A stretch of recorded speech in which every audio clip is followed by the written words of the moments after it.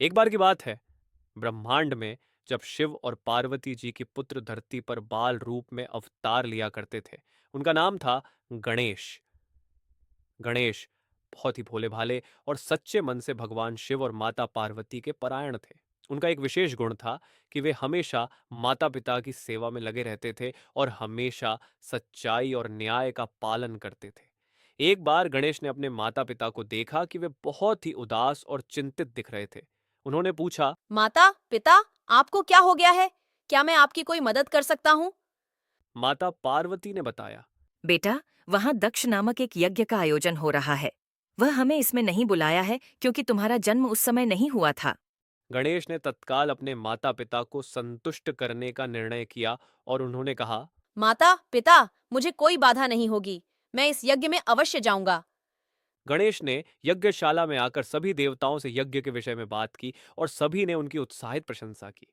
लेकिन वहां एक भयंकर दानव आ गया और उसने सभी को परेशान कर दिया।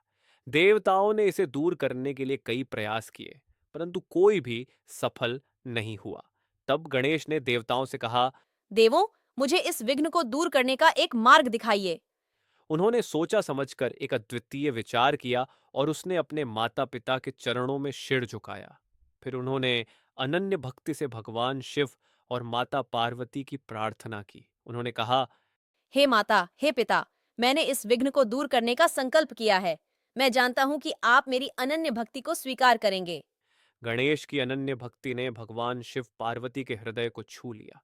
उन्होंने गणेश की प्रार्थना स्वीकार करते हुए कहा। गणेश, तेरी इस अनन्य भक्ति ने हमारे हृदय को छू लिया है। तुझे इस विघ्न को दूर करने की अनुमति दी जाती है। इस पर गणेश ने देवताओं से कहा। अब तुम यज्ञ को पुनः आरंभ कर सकते हो। मैं इस विघ्न को दूर कर दूंगा। फिर गणेश ने वहां अपनी आध्यात्मिक शक्ति से दानव को मार दिया और यज्ञ संपन्न हुआ।